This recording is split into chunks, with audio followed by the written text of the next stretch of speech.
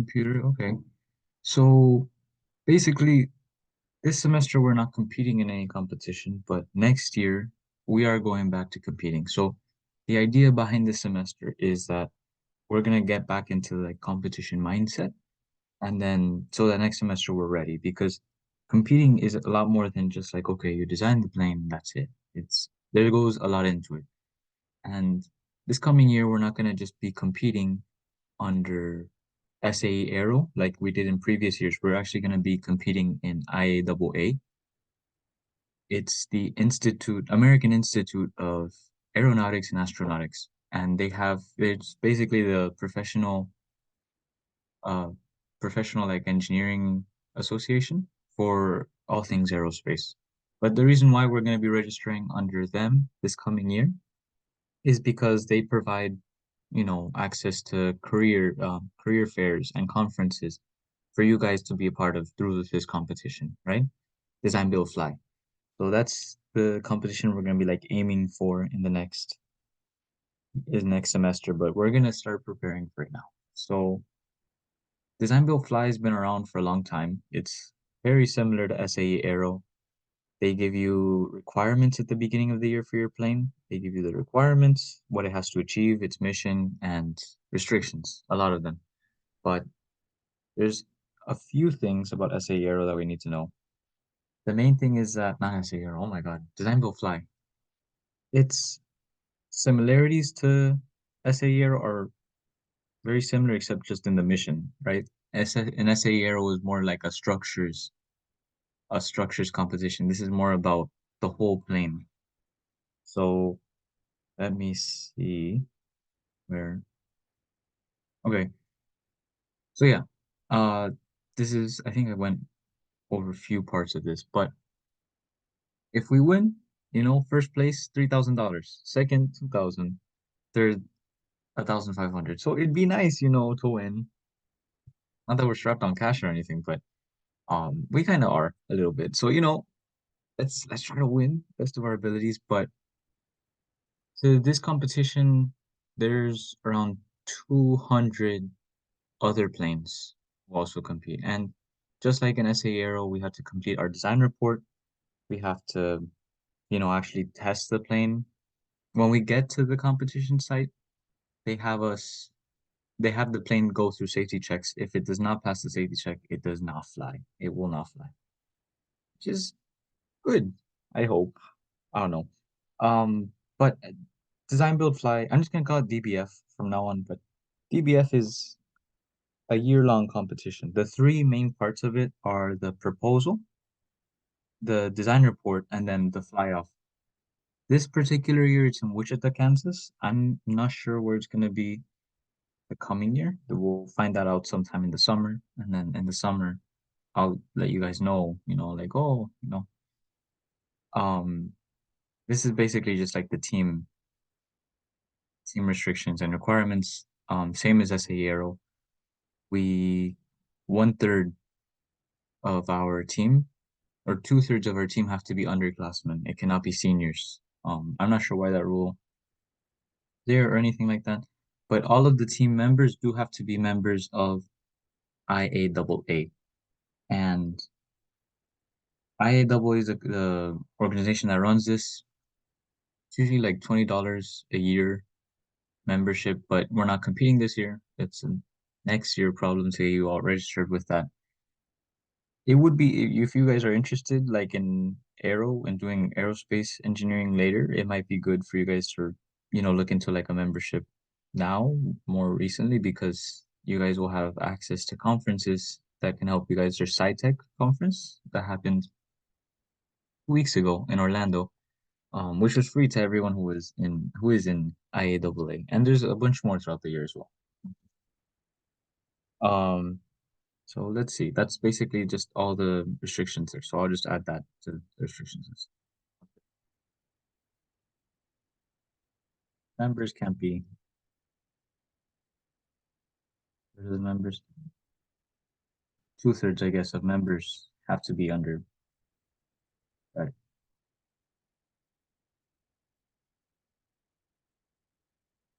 And senior. Awesome. Okay. Um, let me move this somewhere else. Um, so that's all the restrictions that we have there. Oh, this is the same as the restriction that we have in SA Aero. Whoever is the official pilot for the team has to be registered under this, like some RC pilot association. I don't know about that, but if we don't have an official pilot, then they provide pilots there at the competition place, so it's fine. Usually what we'll do is that whenever we have to test the plane, we will just be, drawing straws on who has to fly it because if it flies and breaks, that's it's kind of all on. I'm not saying it's all on you, but kind of it's all on you. So we'll just like draw straws around then. And yeah, so that should be that. Sponsorship. Usually for competitions like this, we will get like SolidWorks, ANSYS, NX, other like a bunch of design and simulation companies allow us to have like free student licenses. SolidWorks, I believe, has free student licenses either way, and Fusion too, if you guys use Fusion. That all can help with this just for the thing. So I will talk about this more with the e-board because that is more of a them thing. Communication, yeah. So you guys can go on like the Design Build Fly website and find all of these things about the competition and this as well. There's t-shirts, I didn't even know that, but okay. So yeah, this is less about us and more okay. This is more stuff I had to talk with the e-board, not really like technical stuff. So let's see. Yeah, and this is just more this is just about like documentation and stuff like that. So I'll get into that in a bit. Flight order. And you guys can like if you guys have any questions, you guys can jump in. It is a little bit awkward just talking to a screen. So yeah, if you guys have any questions, please feel free to jump in. Um, so okay, depending the total report score, this is the design report. We'll be making the design report closer to the end of the year after we've flown, not end of the year, end of the semester. Well, end of the academic year. Once we've already flown the plane and we've done everything for that, when we have flight data, we've been able to record like structural tests on it. Sorry, we'll have to use a tensile machine to actually do structural tests on it, which we have access to in the instrumentations lab. I'm seeing about if we can. I'm not sure if any of you guys have seen this. There's a large scale wind tunnel in the back, right behind the wall of wind. Apparently, it's wall of wind phase two, but it's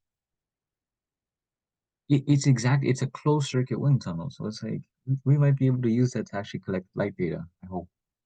I'm trying to figure that out, but we'll see. We'll see. So yeah, the flight order is just determined on whoever had the highest design report score. So based on the design report, highest goes first and then lowest. Yeah. Protest procedure. Oh, we don't have to look into that. And sportsmanship, yeah, basically don't, be positive to all of our teams that try to help. What I do know is that at competition, we do take ironing boards, like the iron that we use for the shrink wrap on our planes, and we take epoxy and anything we can, just in case parts of the plane may have broken in travel or something like that. So we will be taking that, bunch of those, and we be using it like to fix the plane right before inspection. Okay, so this is just yeah, this is for this year's competition. Obviously, this is just for us to get ready for competition year, which will be next academic year. So yeah, this yeah. Let's see. Entry, yeah, okay, so this doesn't really apply to us anymore.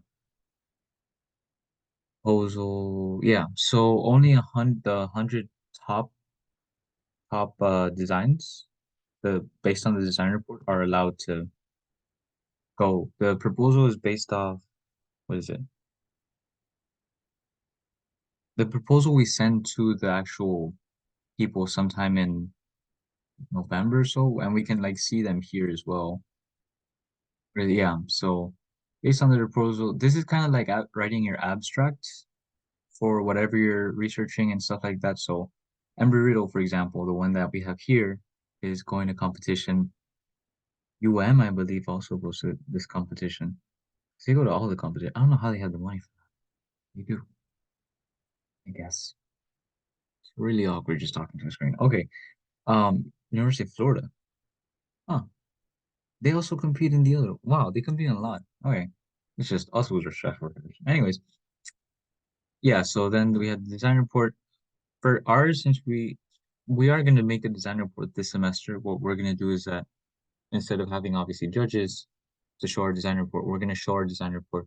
The professors here, like Mandrapur, McDaniel, Basil, if he can, and some of our industry sponsors like GE Aero. I'm planning to invite them to just review the design report, critique it, and Boeing, of course. Boeing's helped us so much. So let's see. Contest fly off. Oh, okay, yeah. So this is basically just saying, okay, this is your submission, the fly off, and then everything like that. They obviously will test it before they'll allow us to fly off. If we can't, if it doesn't pass the inspection, it won't fly because that is considered dangerous. They have to close. There's a lot of restrictions around us flying. Even around EC, there's a lot of restrictions along around us flying. We're technically not allowed to fly at EC. So for any official testing that we do, we'll have to go to like Tropical Park or something like that. Yeah. And then okay, yeah, this just basically goes over fly off competition. Okay. Yeah, so late entries, no late submissions, nothing like that. But let me go into technical stuff. So the mission we're going after is making a banner towing bushwing. I really hope you guys know what that is. If not, I'll just look it up now. It's you guys have seen it, if you're ever by the beach and all you see is yeah, these planes advertising. Like you go to South Beach, you'll see it. What is this? Wow, that's horrific. Um, so this is the type of plane that we're gonna be trying to design off. In the makerspace right now, we have a bush plane. It's called the Flying Beaver. Um, so you see it here as well. Flight Test has made one. Wow. I think we might look at this as well. This is interesting. This Flight Test, we buy a lot of our materials from Flight Test. So it might be interesting to see how they made a bush plane. Whatever. So the idea is that we have to make a banner towing bush plane. With the banner itself has to be, how long does it say? Okay. So first major restriction. Its wingspan max is 5 feet, which is very similar to the UAV we designed earlier. Last semester, it was roughly 5 feet. It was about the size of Andy. So max 5 feet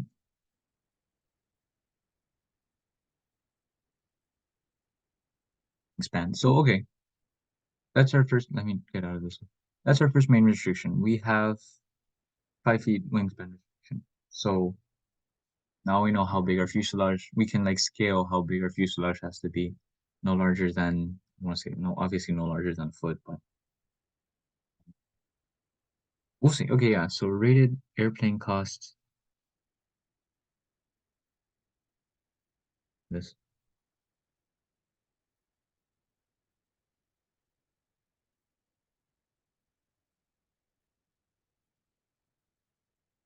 Okay, so we just have to like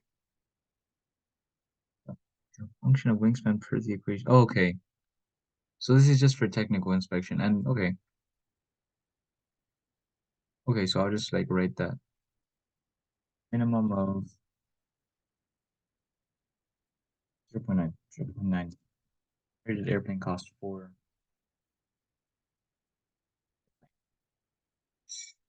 it's gonna be banner towing bush plane. If you guys have any ideas for a name, please let me know. Because just been using the same format for like all the UAVs, and some people have told me it's not a good naming scheme. Okay, yeah, Nick, please drive home. don't worry about it, please. Don't be on this Zoom. And please don't. It's very dangerous. Please don't. Um. So yeah, okay. So the first mission is no payload, but we still have the banner. The second mission is passengers or cargo, as well as holding the banner. And then the last mission is deploying the banner. I should say this as well. We've only ever done fixed wing aircrafts. When we introduce a banner to these aircrafts, we are causing a lot of drag. And including a banner on a plane is not just something about, okay, we have to actually scale the motor to what we want to do specifically, but it's also about stability. We have to make sure that the stability of the plane, because the banner is flowing there in the wind, it's causing some turbulence to the actual plane itself. Then we also have to think about low speed aerodynamics. We have to think about how that's affecting the max speed. Because if you guys ever meet a pilot, right, who does like this, who actually connects banners to their planes, they'll tell you that the second they hook the banner onto the plane, they feel like a brake on the plane, which is not something you ever feel on planes. But it's because this amount of drag that it puts on the plane itself slows it down so much. So yeah, we'll just have to like keep that into account. And then structures. Structures for this is very important because you have all that that's trying to push you back. You have to make sure that your tail doesn't snap in half, for example, like we saw just now with this picture, right? Actually, the tail is intact for this one. Yeah, I have no idea what happened here. That must be interesting though. Oh, wait, I think this is yeah, this is from the competition. Wow, that's crazy. Wow, there's a lot of accidents with this one. Dangers of flying. I think this is just like North Perry Airport. It's usually just North Perry Airport that has that. So, but yeah, the drag management is like a huge deal for these types of things. And of course, some stability. And later in the semester, I'll actually do stability lectures. This one is just kind of like to go over the basic rules and stuff like that. So that's that. We'll see which specific mission we do. I'll talk about that more with you guys in like an in-person meeting. Not sure if any of you guys talk which mission you guys want to do here. Maybe. I don't know. Okay.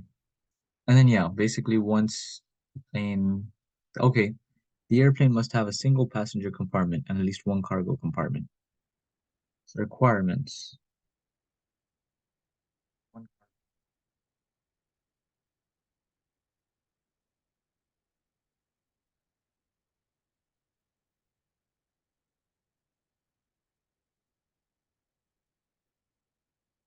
length, yeah, it just says the wingspan from what I can see. Yeah, so in 3.1, it just basically says the maximum wingspan we can have is 5 feet, but it doesn't say the length of the plane itself. We could try to do like a biplane as well that has obviously no 2 5 feet wingspans. That wouldn't be breaking the rules. And oh, actually, this reminds me. Later in the semester, we joined by Brenton, who was one of David's flight test engineers at Boeing. He competed in these competitions as well. And I was talking to him earlier about that, earlier, like a few weeks ago. But what he said is that within this competition, we have to read the rules very specifically because sometimes they allow us to multiply or divide scores by like point something. So you can like multiply your score to end up having really high scores in this competition. Like you can have over 100 points, basically. So keep your eyes out for that. It has to have one cargo and then one passenger. Okay, yeah. So one cargo compartment, one passenger.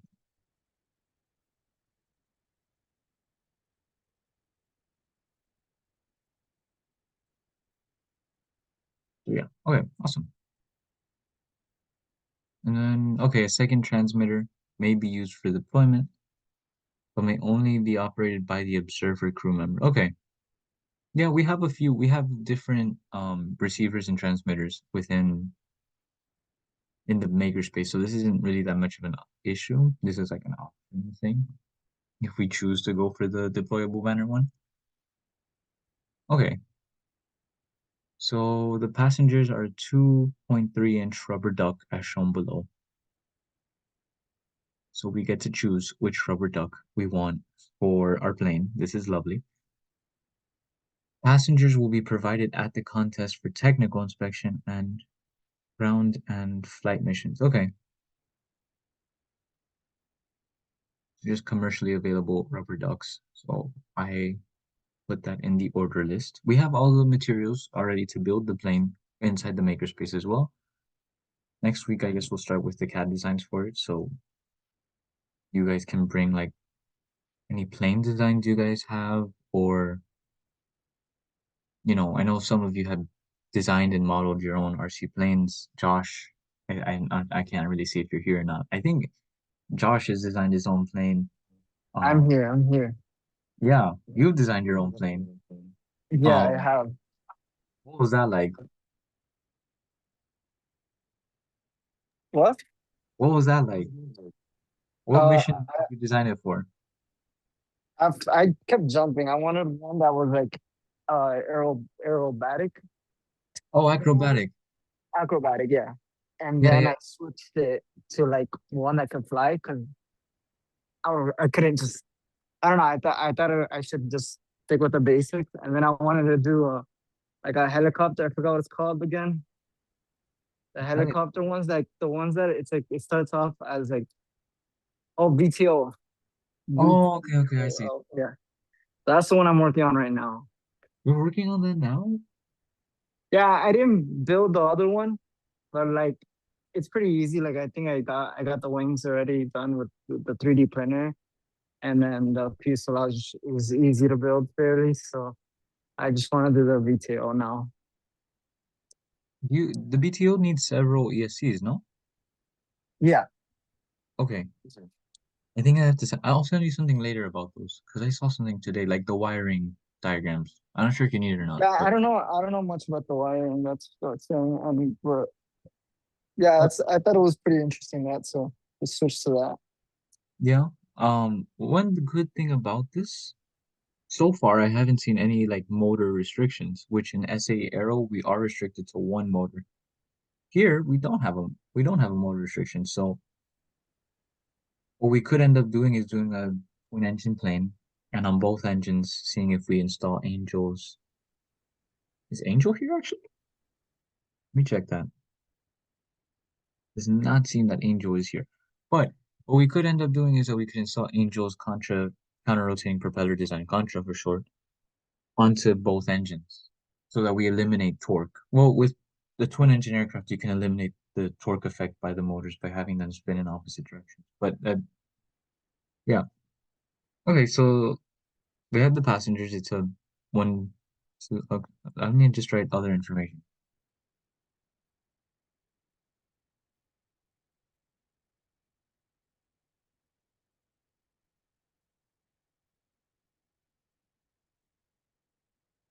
2.3-inch stop.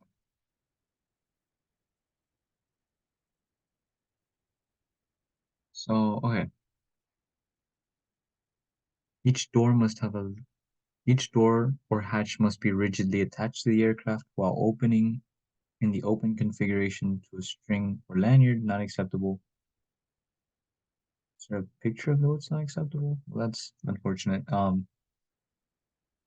Okay, so we basically just have to install a door as well. And we can see like other bush planes. We could just try bush plane, but it doesn't have to be specifically a banner tugging. And but let's see bush planes. So yeah, this is just a general idea of a bush plane. Piper Cherokee, for example, is one of those. What else? Piper Cherokee, a Cessna, for example. Certain types of Cessnas are examples of bush planes. They usually just have rigid wings, rigid fuselage, and then these very thick wheels at the bottom. And yeah, so we have one of these in the makerspace right now. What we could also do is have that one as a model and then just fixing the wing section on it, actually changing, because the wing section that they're made for, usually bush planes use this thing called STOL, short, oh, and STOL, yeah, short takeoff and landing. Let me no, well that's a stool. Airfoils, right? Yeah, okay. So this is all of our airfoils. For acrobatic planes, for example, we have these symmetrical airfoils because what ends up happening is that the motor is what's doing most of the work. And as the plane starts to pitch up, its control surfaces, that's what's controlling its pitch and stuff and lift, right? Its lift is dependent on pitch. In this case, on these short takeout, like these incredibly cambered, you end up generating a lot of lift at the beginning, and then little by little, since you're just cambered on this one side, this that this is generally what these uh sorry, this is what these planes end up using. The bush planes end up using stall airfoils. You see that throughout. Yeah, and here is more evident as well. Someone just made this in the garage or something. An ender? Oh, for a second I thought someone like 3D printed this. I was like, oh my God. But yeah, it's just very cambered and thin airfoils. So I think that if we do end up doing this, we might want a more stable airfoil. Like we usually use the planes that are in the air in the makerspace use NACA 4412 as their airfoil. So we might use those as well. Try to re-see if we can use. Okay, and then what else? So okay, door must be rigidly attached. That's a requirement.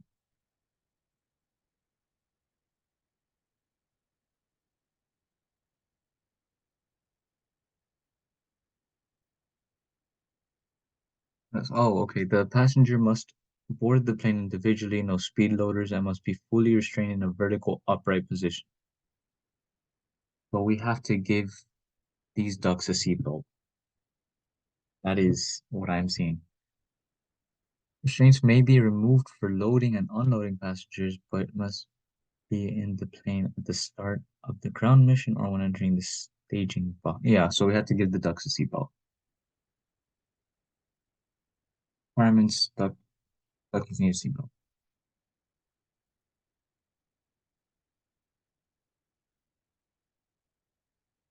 Yeah, that's very correct. Okay. And yeah, here we have a bunch of 2.3-inch rubber ducks. This might be important to save, and I'll do that in a bit. I'll also get a bunch of rubber ducks so we can put them in the planes and test them. Cargo. Okay, so cargo will be a standard hockey puck diameter. Okay, a 3-inch hockey puck. Expectations. Passengers will be a 2.3-inch rubber duck,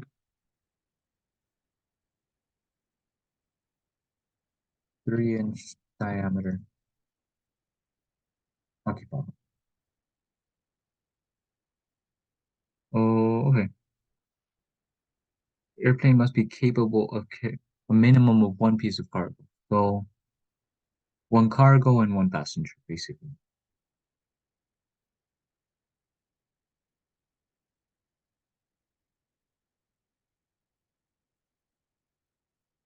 Passenger and one cargo may be carried in separate bays, maybe in the front. Okay.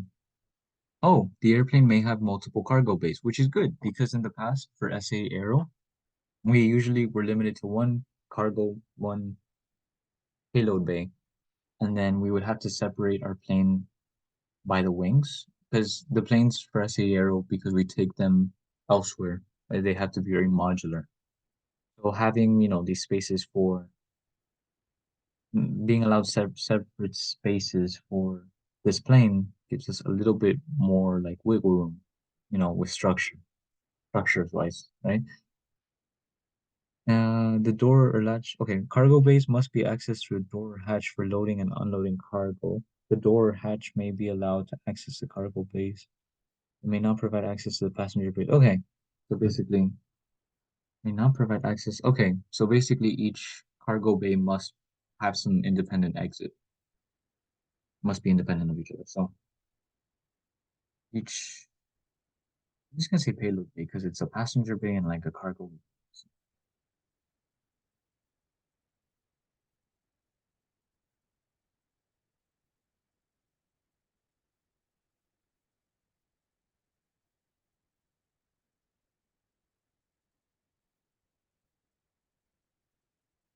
Entry point. Okay, let's see. What else?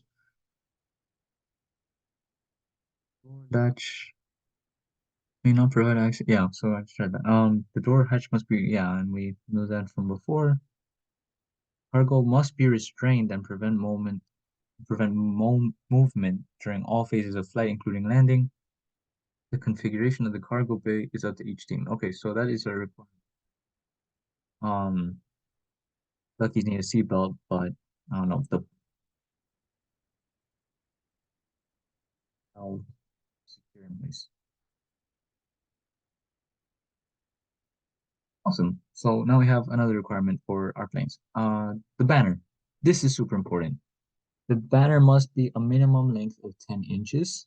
Will you guys, I'm not sure if you guys know what you guys want to write on the banner. We can write anything. We can write that arrows better than seds, because we are.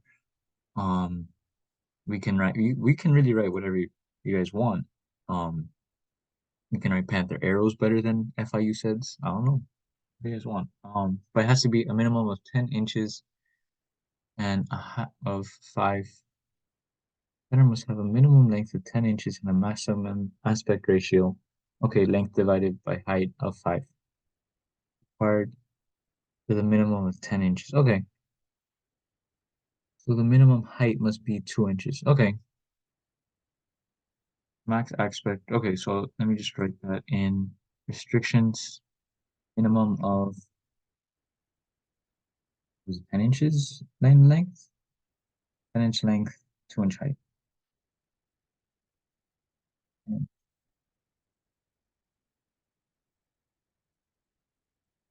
2-inch height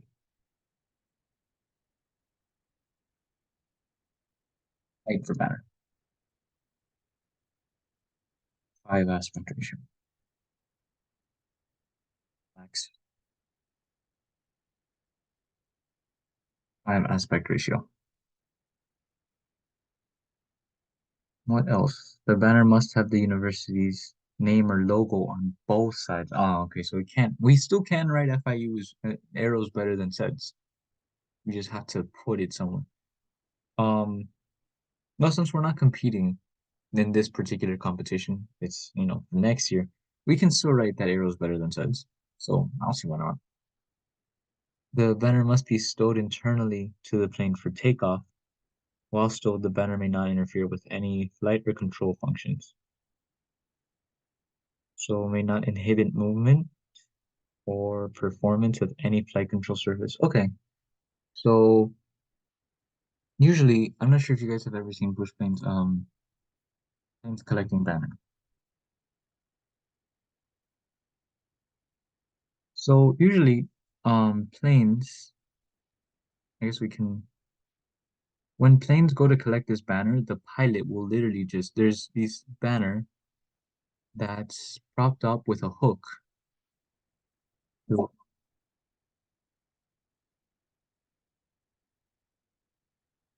so basically, a pilot will be flying and then they'll just drop down a hook between two cones.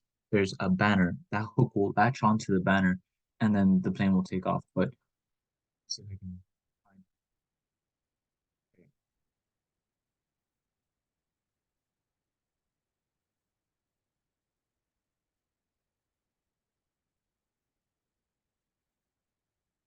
And then he slows down.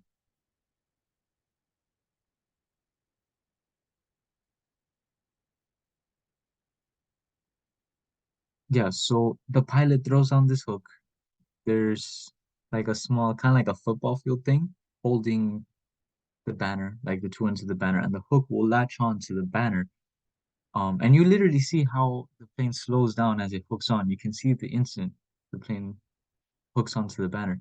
But what this composition wants is for us to have some way, yeah, the banner must be remotely deployed in flight. So we have to hold the banner within the plane somehow. And this is good from piloting perspective is pretty good. What this does mean for us is that we'll have to have some sort of latch where we can just release the banner and then hope that the structure stays intact. So let me write that into restrictions where banner must be deployed remotely from the plane itself. So that's another restriction we have. If you guys have any questions at all, please let me know. If I say something wrong and you guys are like, well, no, actually right there it says this instead, please let me know. Um, I can't really see you guys. So I'm just kind of like talking to the screen and hoping you guys are listening. So yeah, yeah. Banner must be remotely released in flight. Yep, okay. Banner must remain in vertical orientation during the flight. It's true. So this makes earlier we saw like that mission, one of the missions, and there's different payloads.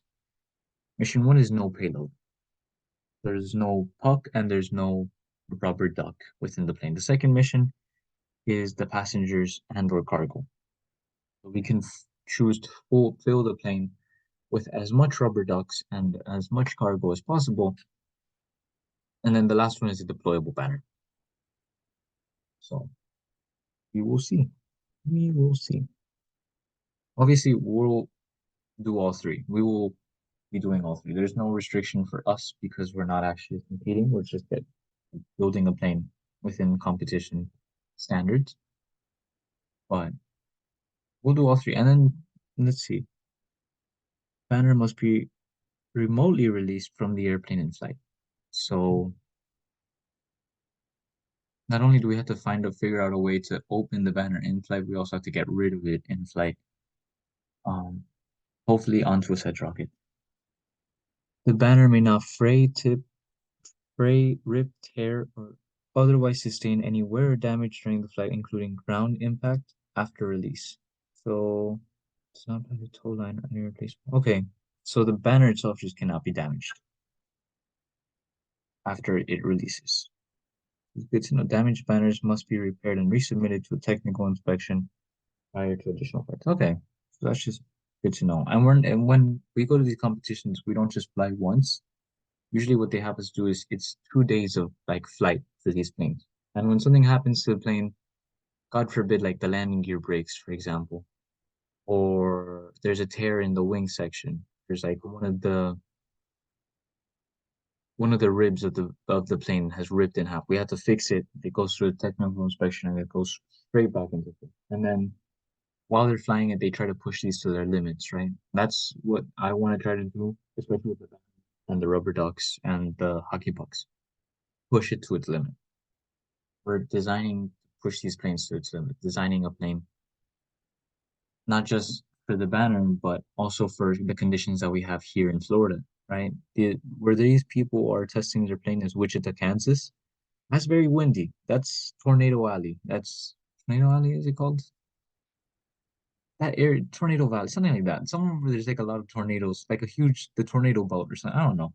But it's a very windy area. So when we test, we do have to test with unsteady flight conditions, VFR conditions, right? Variable flight condition, whatever. And yeah, okay, so the banner length will be recorded as part of technical inspection in inches, rounded down to 5. Okay, yeah, so that's just talking more about the banner. Okay, general requirements.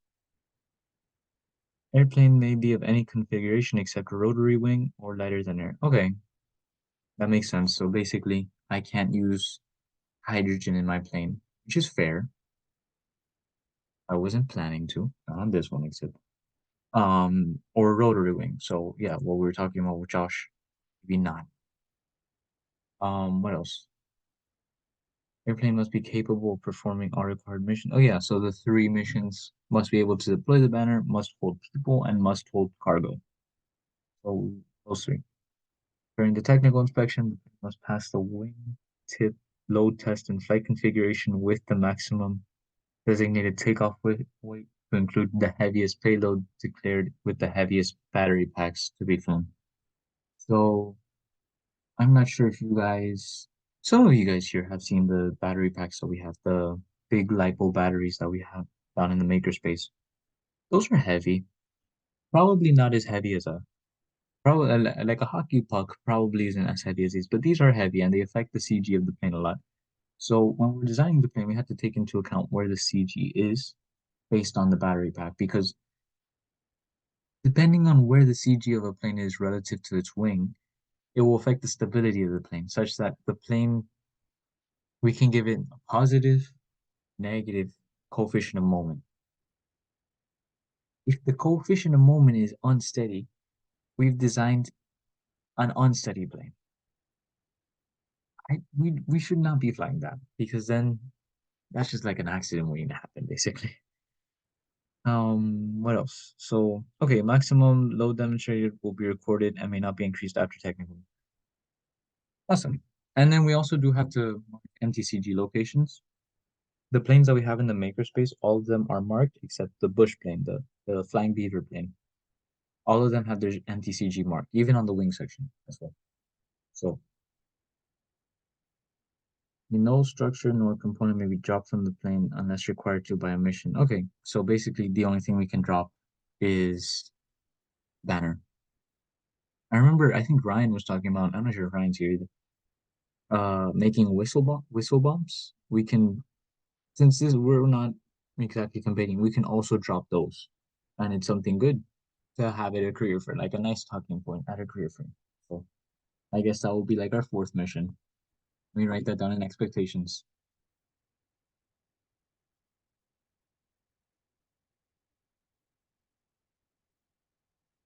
All right, that abbreviation. What else? Oh, okay, and we also do have to mark MTCG locations. Forgot about that.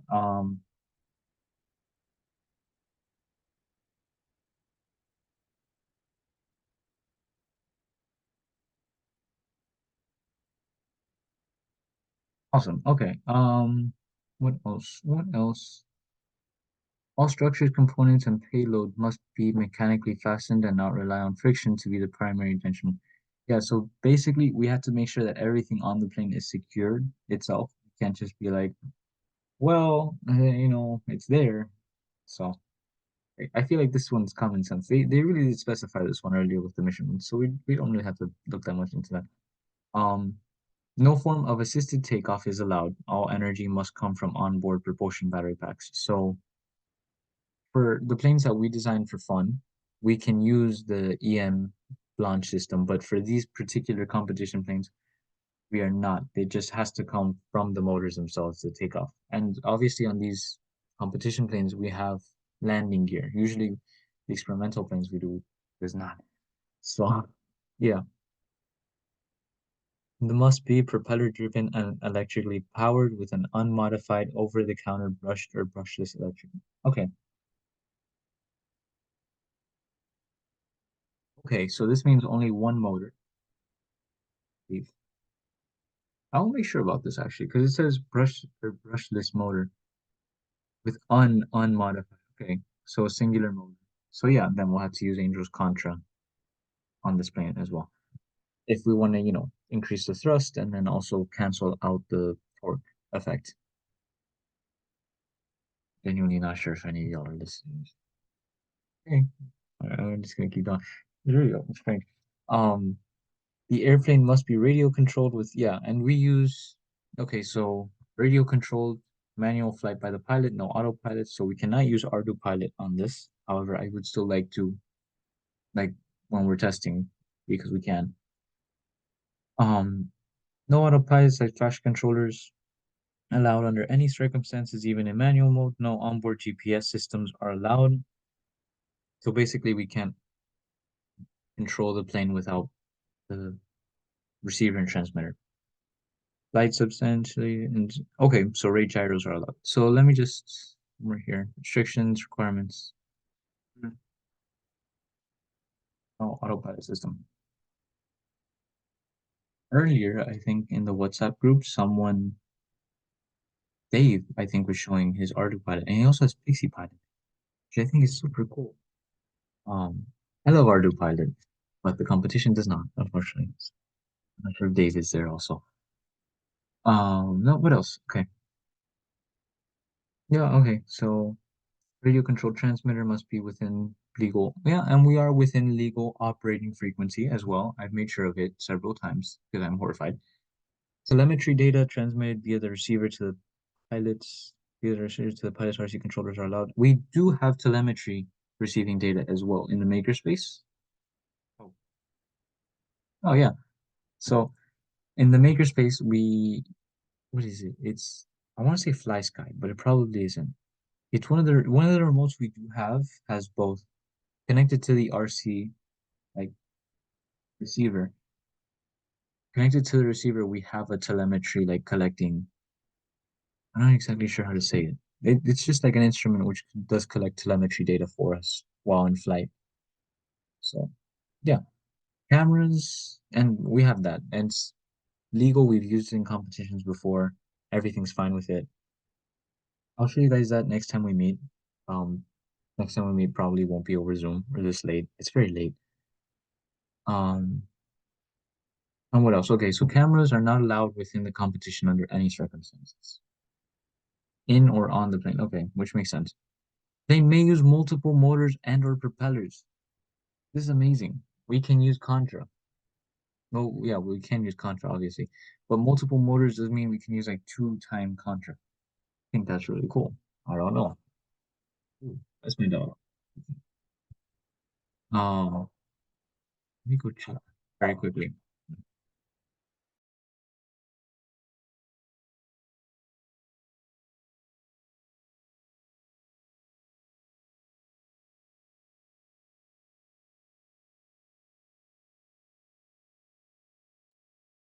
Cool what that was. Anyways, um, okay, so propellers may be driven with a direct connection to the motor or gear power reduction.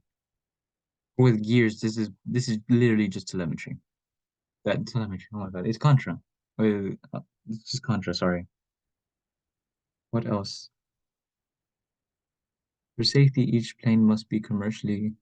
Yeah, and all of the propeller blades that we have are commercially available. You can buy them through flight test. We have a whole box of them. You guys can look at them if you guys want.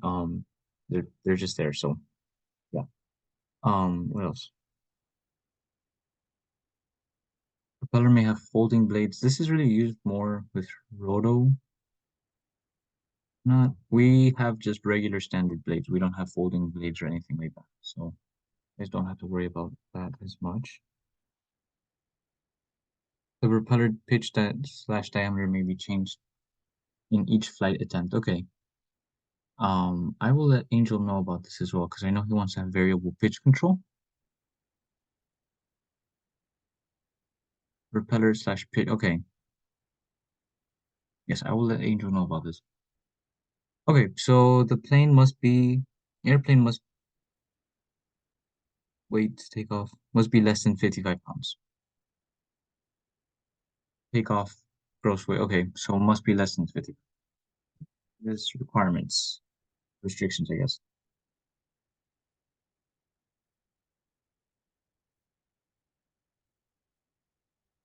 Must be less than 55 pounds. Which is good to know. The exact airplane being presented at the tech inspection must have been flown prior to the contest date and proof of flight. This is really more of like a safety thing. We really do have to be safe when testing these planes. And yeah, I'm not sure if any of you guys have held a propeller blade in your hand. They're very sharp, very dangerous. Um, so whenever we do test the planes, I really try to make sure that you guys are safe. No proof of flight yeah, okay. The airplane must remain substantially the same as, okay, yeah. So whatever we submit in our design report must be the same plane that we have. I feel like that one's obvious.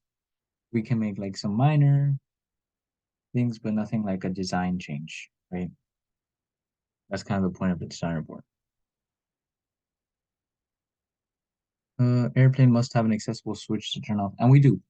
All of our remotes do have a kill switch in case the propeller falls off the plane, something horrible happens, right? I lose control of the remote. They all have a kill switch to them on the remote itself.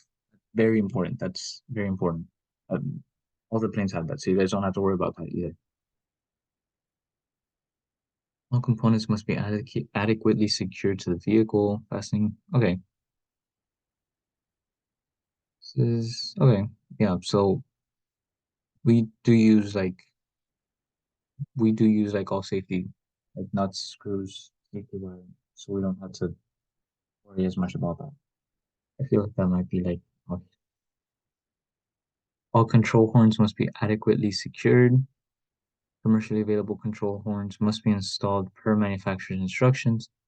The reason why some planes have control horns is that in regular pilotry, when you're about to start your engine, you have to actually yell clear just to make sure that there's no one in front of the plane, like, looking at the blades for some reason, right under the blade while you're starting the engine. So sometimes when we do test the planes, we also have control horns so that just before we start up our engines, we're able to just like, give some sort of clear warning, because they are very dangerous. Again, these are very sharp. And if you guys want to see, we have in the makerspace as well. So all control surfaces supporting aerodynamic surfaces must have adequate stiffness and resist flutter and aeroelastic effects. Aeroelastic effects, this is a wing flutter itself. We have a MATLAB code that calculates this. Maybe Dr. McDaniel may be coming in to give a lecture about that, but I am not sure about that yet. Um, all motors must be secured. Yeah. So when we design the motor, the front of the plane or wherever we choose to put the motor, we had to design a motor mount for it because many times has it happened that the motor itself will rip itself off the plane. Like once we were testing the motor, the Cobra motor, it was attached to a table and the table started taking off on its own, just flying itself, the table. So these are very strong motors. The Cobra itself has 100 pounds of thrust compared with the right propeller blade. So we really have to be careful. Really have to be careful. And then, okay, yeah, all electrical must be fully insulated. We basically can't have um, rickety wiring, no ghetto wiring. It's very unfortunate. All planes, okay, now we're getting like into the safety section. Oh, interesting. Okay. All planes must have mechanical motor arming fuse for each propulsion system. Arming fuse in blade style. We have these as well down in the makerspace. The next time we're there, I'll make sure to show you guys all of this. 100 amp blade style fuse. So yeah, we have all of these in the makerspace. Very important we do. No part of the arming fuse may be closer to 6 inches of any propeller as shown below. Note that the propeller is beyond the physical dimensions of the plane. Okay. Yeah, this is more like a safety thing so that the motor itself doesn't explode, the fuse. So, okay. This is like a good note to have. Must be farther than 6 inches. So restriction. Use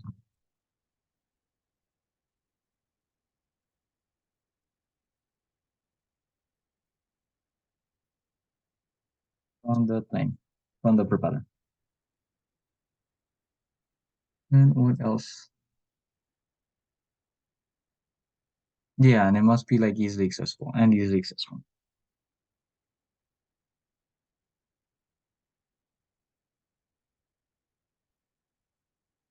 Must be easily accessible. The plane should always be powered on throttle and be verified to close before installing the arming fuse. Yeah. These must be outside of the plane. Okay. Yeah, easily accessible outside. Awesome. What else? Top surface of the plane. So this, yeah. Okay. Red between the battery and the ESC. So arming fuse should not exceed 100 amps. That's important to have. 1 amp is quite deadly, by the way. So if you guys see any of the posters in the I forget what it's called, the electronics room, the room that has all these oscilloscopes, you'll see like the range of amperage that is safe for people and the range that is no longer safe. And the range that is no longer safe is 1 and above amp max. Was it max? Yeah. Maximum discharge limit less than 100 amps.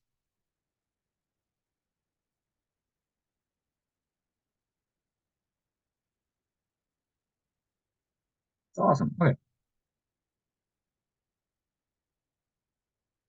Yeah, commercially procured. We have all of them are commercially available. All the ones that we have, even the well, we can't use the inflated batteries, but all the batteries we have in the makerspace are commercially available, and we haven't altered them yet. We haven't at all. We won't alter them. We haven't altered like the what is it called? The outlet itself that they use. They're all very safe and commercially available, except the inflated ones. I'm trying to get rid of them. If the ESC has a battery eliminator circuit, it must be disabled. All battery connections must be fully insulated. Yeah, they are manufacturer installed Intrapacks. Yeah, all batteries must be stored. Or the only time that they may be out of the sack is for tech inspections, which is fair. Yeah, some of them, a lot of people usually do bring inflated batteries. We can't travel with these batteries. Like I don't think we're allowed to put our batteries in a plane because they're lithium batteries and there's a lot of restrictions around that. So I'm gonna figure out how. I'm gonna look into how to take our lithium battery. Is there even safe to put on a plane and take them? So yeah, there may be a maximum of one battery pack connected to a propulsion system. Oh, and here we have like a perfect example exactly how it works. So okay, so one battery pack per propulsion system, which okay is fair.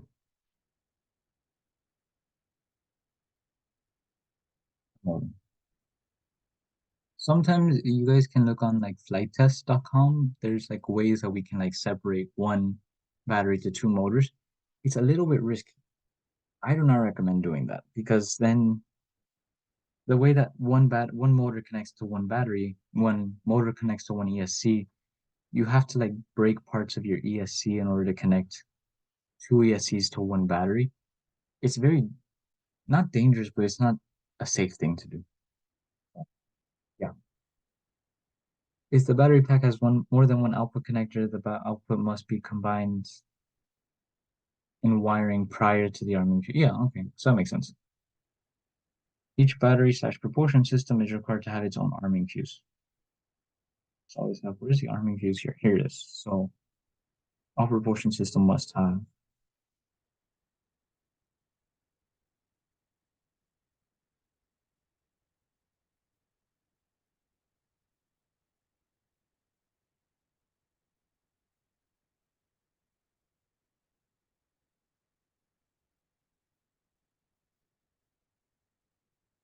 what else? What else do we need? Propulsions and batteries. Okay, yeah. Maybe okay, so maybe NiCad, maybe nickel, this maybe lithium based in chemistry, and we really only have lithium batteries. They're very safe. Very safe. In safe hands, they're very safe. So total propulsion energy stored on the plane shall not exceed 100 watt hours. We definitely do not exceed this with all the batteries. So we do not have to worry about that. Individual battery packs must not exceed. Yeah, and this is just what I'm saying. There's limits on how much lithium batteries how much lithium we can take on a plane because it's dangerous, right? Especially when it becomes pressurized and the maximum. Yeah, and we have C-rated batteries, so we are for the most part safe on that. Awesome. Okay, so the flight course. Uh, we have to the runway. The flight course is just what 1,000, kind of like a I don't know how to describe this shape, an oval. An oval, you do a turn here, come back like this, and then it doesn't say how long this is. I would I'm gonna try to find out. I guess there isn't like a required length for this. Plane just has to be able to turn in this section and then 360 turn. So half of a lazy eight and then just come back. It's basically one strange lazy eight, right, in the sky. So that is the flight course. You also have to keep in mind where it's not like a regular plane that it also has a banner in there. So turning are a lot more of our control surfaces than we usually design for, take into account. Um, what else? Okay, and then this is like actually staging. We don't have to worry about this because we're not going to this. Obviously, in the summer, when the 2026-2027 one comes out, we will have to just, but I guess for our We don't really have okay. Flight missions must be flown in order. Yeah, Dave, if you would like to have some pilots, like let us know about that. Please do. That would be great. Be careful with North Perry Airport sometimes. They have like it's not the pilots at North Perry, it's the maintenance crew at North Perry, where sometimes they don't do like a full they don't take care the maintenance crew does not do take care all care of the planes. So often you'll see like some accident in Pembroke Pines where like a plane has to land on the highway or something like that. They had like 30 last year. It's crazy.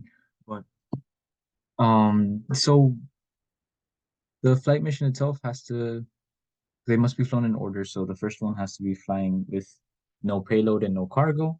Then we have to fly with payload and cargo, and the last time we have to deploy the banner. After successfully completing all three flight missions, teams will be allowed one additional attempt for both mission 2 and 3 to improve their score. So the airplane must be flown in the same configuration for all three missions, and that's specifically cited therein. Airplane will use ground, rolling, takeoff, and landing.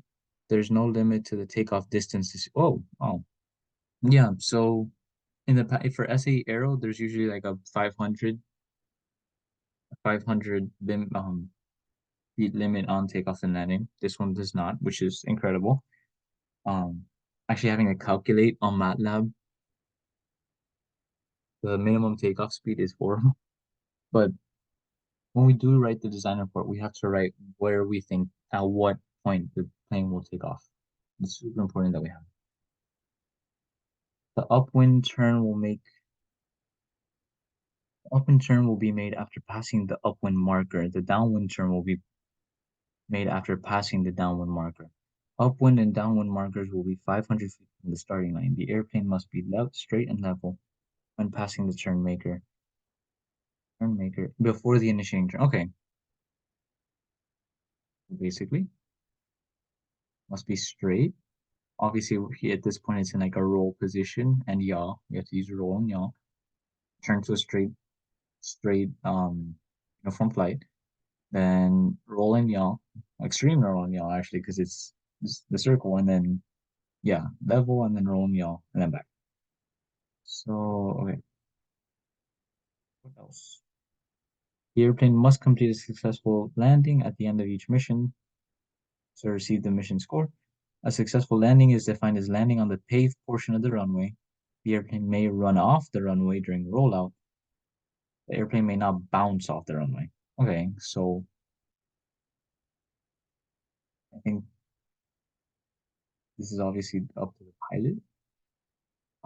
For the plane itself, we the pilot is going to be provided to us there at the thing. They obviously have to be certified by whatever that organization was, like an RC Pilot Association.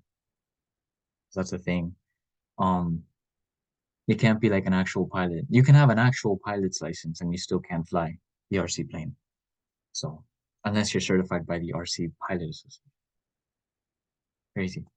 Um, Flight altitude must be sufficient for safe terrain clearance and low enough to maintain good visual contact with the airplane. Decisions on flight altitude will be at the discretion of the flight line judge, and all rulings will be final. Yeah, so we just have to this is ultimately whoever pilot of that association is that they give us. We'll be flying this.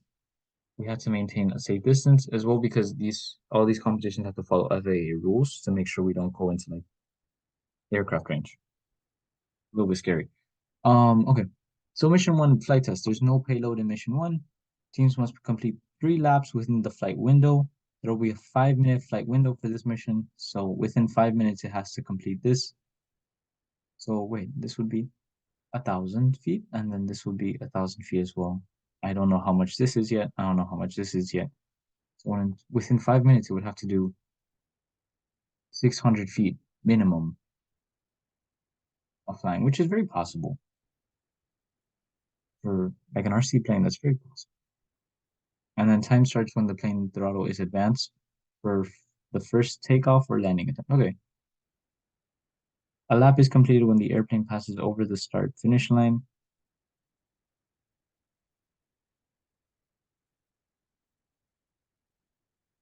Would it be beneficial to have a sole member of Aero? I've thought about that. If there's someone in Aero who has a lot of RC piloting experience and would like to sign up for them, yes, that would be beneficial to have. That way we can also have that person fly the plane in the comp, right? And they'll be like actually certified by the FAA and this organization. So I mean, if someone in Aero would like to sign up for this association of RC pilots, yes, that would be wonderful. Please let me know if one of you guys want to do that. There's like a park, Markham Park in Broward, where they just fly RC planes all day. If that's something you guys want to do, please let me know.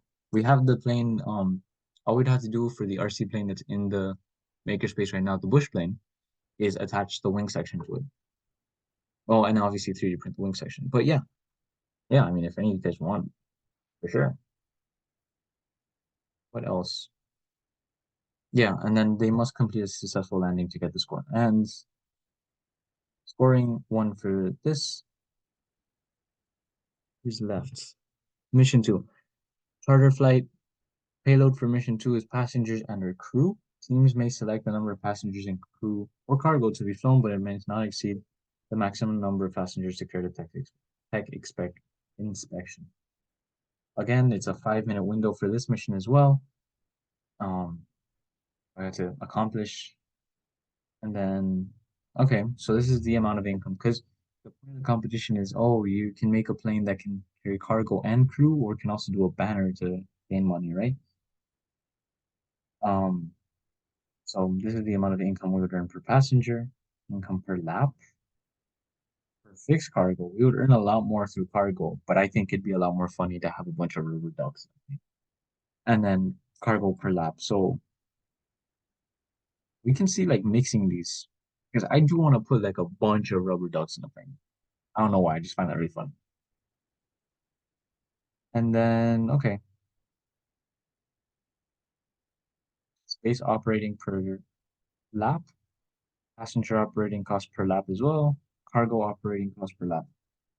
So we also have to, okay, so whenever we do put in the ducks and the hockey puck, we have to take into account how much money or points we can earn for this, right? Because the point of the competition is to have a plane which can generate money for this charter company, this charter, right?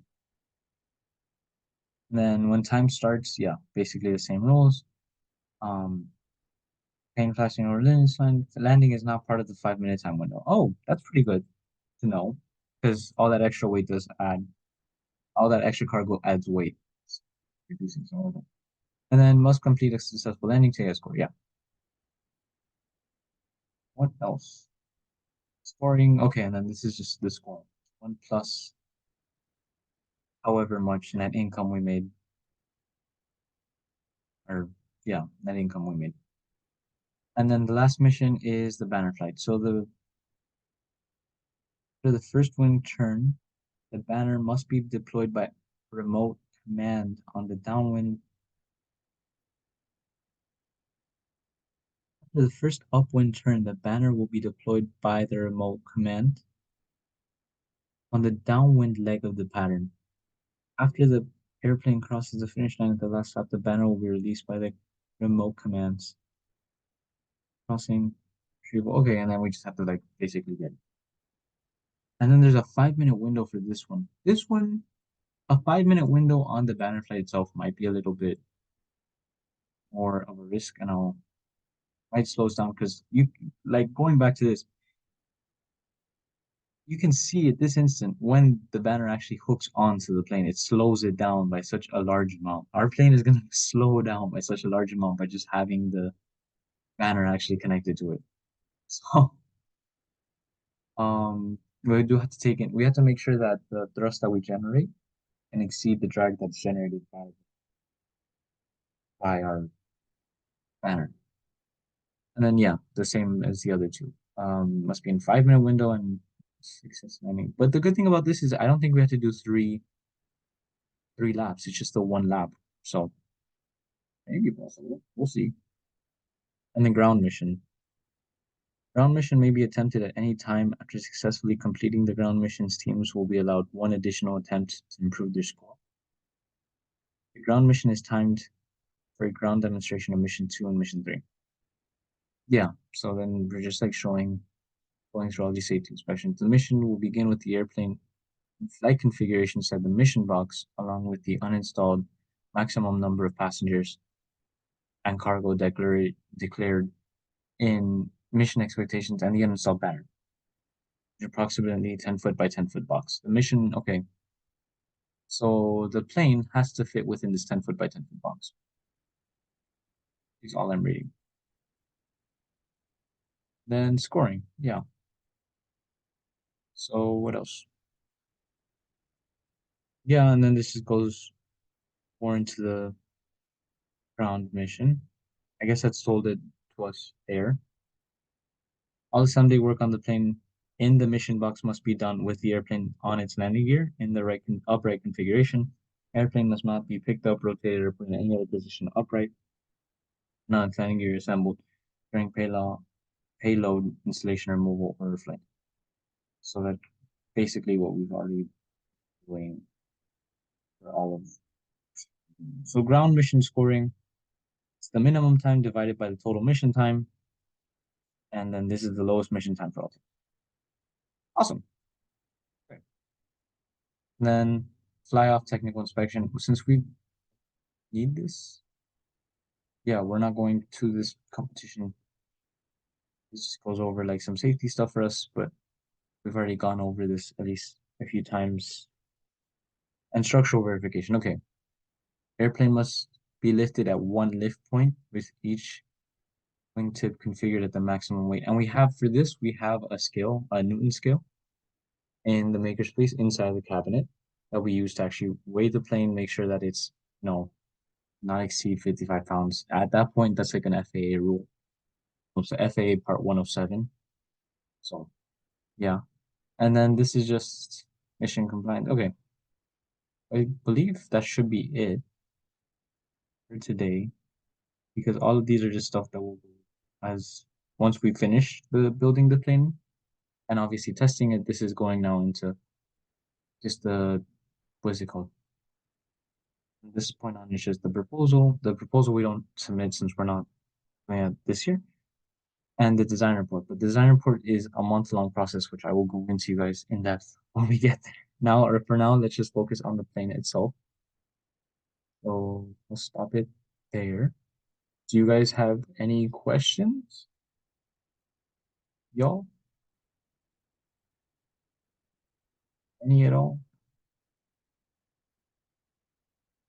Are y'all there?